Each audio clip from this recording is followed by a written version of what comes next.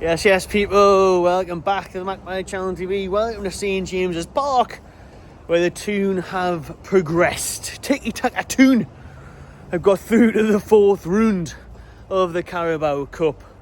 The holders, the champions. This is the home of the champions, by the way, in case anyone didn't know.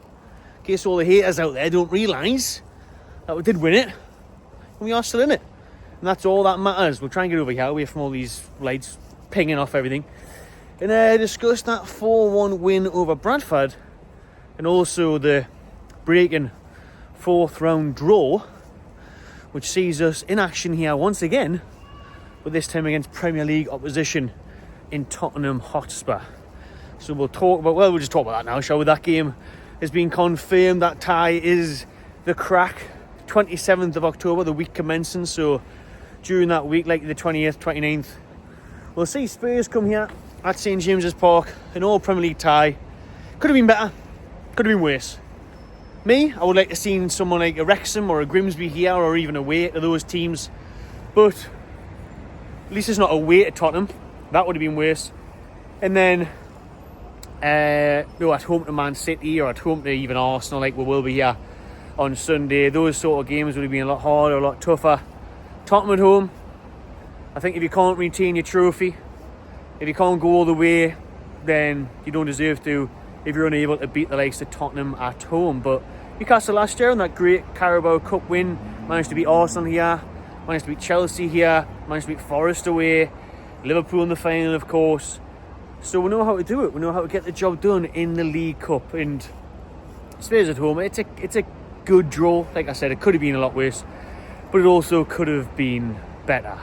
But we shall focus on tonight, which was a very good, very good to be fair, professional performance from the Mags. Eddie Howe put out a very strong side in defence of that Carabao Cup trophy. We're going to ask the question at the end, can Newcastle retain it? Can they go all the way? Obviously early doors, and a lot will be said and football will be played on that. But let us know in the comments if you think we will, how far you think we'll get in the tournament this year, considering this season, unlike last, we've got European football to contend with and all the rest of it, although we do have a stronger squad now, if we can actually keep players fit. Tonight, I thought it was very good. Yeah, really good performance from Newcastle. Could have been more goals in the first half, but in the second half, to get a couple more to finish the game 4-1. I said 3-1 in the preview. I was trying to really cash out my bet on midnight at 3-1. So I left it a little bit too late, and 4-1 creeped in. But Bradford, first of all, speaking on those fans that came here, nearly 5,000 of them at St James's Park tonight, fair play to them. Packed it out, made a lot of noise, enjoyed the night out, I'm sure they'll enjoy the night out after this as well, for those that are staying in the Toon. Very good away support, loud, noisy, and supporting their team, and they had a great goal at the end, you know, what was obviously a consolation in the end there. When it was 3-0, they got one back. But they were a good team. First off, I think obviously you could tell the big difference in quality and class in league levels. You know, Newcastle were being a bit complacent for me at times. You know, we'll get the little negative things out of the way. For me, it's just a bit, you know, you don't obviously see that bait, which is understandable. You're not going to have the same bait there that you would against, obviously, Barcelona in the Champions League or even in a Premier League game. You know, but sometimes you feel like the players take the mick a little bit, or they take the time too much. You know, specifically Gordon and Langer on the wings and stuff, and then they get fouled and they win the free kick, and then we don't do anything with the free kick. But all in all, it was a fantastic performance, to be fair. You know, we'll go through the team and the players that came in. Aaron Ramsdale made his debut in goal. He must be chomping at the bit to get a chance, but with Nick Pope keeping clean sheets every week, you know, what was it, 3 out of 4 it was at one point, then he's going to find it hard. He came in the day. He'll probably be a bit gutted that he didn't end up keeping one tonight himself, Aaron Ramsdale, but he wasn't really tested that much, and the goal, he couldn't do anything about it, to be fair. It's an absolute screamer from Bradford, off the bar and in. Great finish there, fantastic strike. But, you know, the back line I thought was very solid tonight. Chow and Botman, that could obviously be our centre-back partnership for years to come, perhaps, when Byrne and Shaw do get dropped. The aging centre-backs that don't look like the original. Like bloody fine wine, get better every year. Doing it in the mid-30s now, and they're still smashing it. But Byrne and Shaw at the back, good to see Lewis Hall get more game time. I thought it was Nick Voldemort there in the cap, but it's not tall enough. Lewis Hall getting game time. Emil Kraft coming out the cold. midfield was the key tonight, and how comfortable that midfield was, how much we bossed that midfield. Brilliant. I thought Captain Bruno tonight stepping in, showing his class, showing his qualities, dictating play.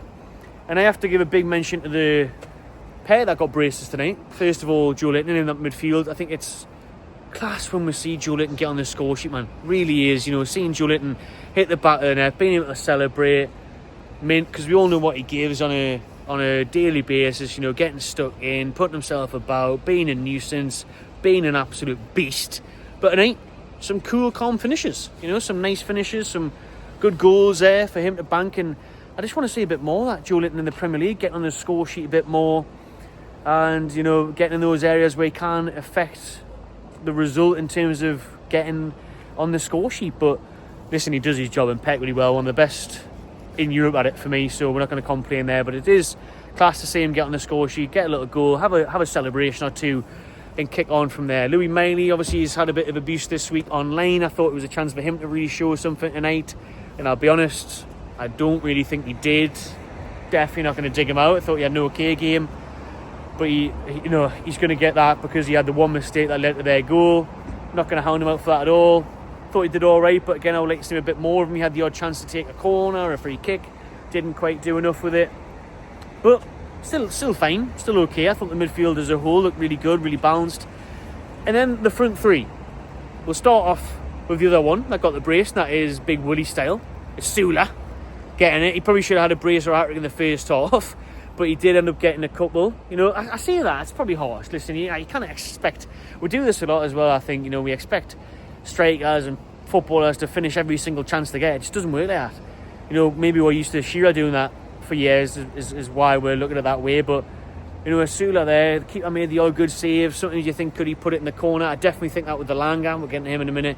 But Asula, he was getting in the right areas, he was getting away from his man, he was finding space, he was clearly head and shoulders above them. He was doing really well there, and he had a bit of energy about him, a bit of pace, a bit of a point to prove. And I think he always does, and I think even second half when he got moved to the right wing when Nick Voltamara came on, I thought he did really well. I do like William Asula from that right hand side, to be honest with you. I think he can cause problems there, he can get in behind, and he did that. Listen, he did a very good job of doing that, and Asula, getting 2 goals, going to give him a big boost. We need that. We need more forwards getting involved in the action. We need more forwards getting involved with goals. We've seen this year the big issue has been scoring goals. It certainly hasn't been defensively, and defensively we've been solid in all the games. Defensively we've seen us keep 3 out of 4 clean sheets, kept quite a few clean sheets, so we've done well enough there. The lighting's not the best thing, is it? More of a face that way, but then you don't get the stadium, so can't really win, can you?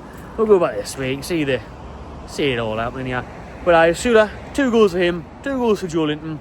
Anthony Langa, I have to see more from him.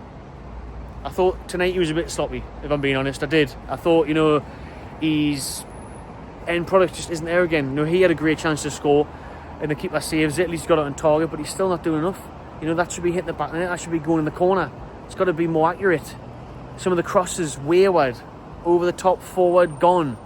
No one on the end of it. He just needs to smarten things up a bit. Be a bit sharper in that delivery and in that finishing for me. It would have been nice to see him get on the score sheet and give him a little lift, but it wasn't to be tonight. And Gordon as well, his pace was a problem throughout the game. He was getting into all the dangerous spots for Newcastle.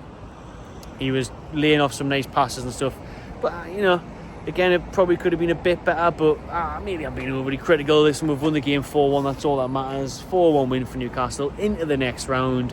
Tottenham at home for that one. Let's have a mention of Nick Voltamara before we sign off. Quality player, isn't he? He's just class, isn't he? Just oozes class. Voltamara, to see him come on, the touches, that first touch that he's got is elite, to be honest with you. It really is. The technical ability on the big Jim and on Big Nick is special. It really is. He should have had an assist tonight. I think it was Bruno that missed it. Was it Bruno? Someone did. I think that was a miss. But Big Nick with the nice deft touches, with the good movement. Shame he couldn't maybe got in another area and scored, but he was being really unselfish, really team player there, nicking things off. And I mentioned the title and right at the start of the video, to be fair, and I'll finish off on it. Tiki Taka Toon. I thought first half especially, we were really tiki-taka. There was some great movements, great passages of play. Lovely little 1-2s, lovely give and goes, lovely touches where we're fast in our build-up play, and like I say, we're just laying it off, tiki-taka stuff, one touch and move, one pass and move, and it was a joy to see. It was a really good first hour, kind of dwindled down. I thought Eddie Howe did well with the subs came on, had a bit of an impact, apart from Army Bones, didn't do much, but I like Voltamana coming on. I think, Trippier and that coming on just shored things up a bit, and I'm buzzing. I'm very happy. Listen, 4-1 win, few goals, through to the next round. Carabao Cup defence is still on, but let us know in the comments, can we retain it? I think we can. I really do think we can. Will we? I'm not sure. I think the Champions League and stuff may catch up with us. Maybe we'll have our eye on the FA Cup and obviously trying to chase that top 5, top 6 finish again. But yes, we can. Will we? I don't know. If I had to right now, I don't know, you look around, Arsenal only beat Port Vale 2-0. We've got Spurs here. Big chance for Newcastle to still go far in this competition. Who knows, maybe get back to Wembley and lift it again. Imagine that. You wait 70 years for a trophy and you get the same one twice in 2 years. That would be some story, that one. But anyways, people, thanks for watching. Drop your comments below. Subscribe to my channel TV and enjoy yourself.